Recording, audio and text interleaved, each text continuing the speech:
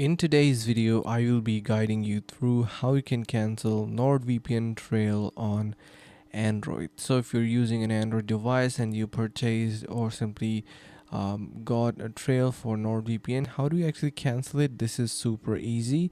So either you can switch to a paid plan, or you can simply delete your account or stop using it. These are only the way that you can use, because a free trail, you do not need to simply end it, as it is for around 5 to 7 days, and after that time period it is automatically going to be discontinued. So you can see we have all the plans and prices available here. Now you can also get 70% off on NordVPN using the link in the description below, so make sure you access that and get that huge amount of value. So I definitely recommend that, so give it a try and make sure to subscribe to our channel as well. If you have any questions, feel free to let me know.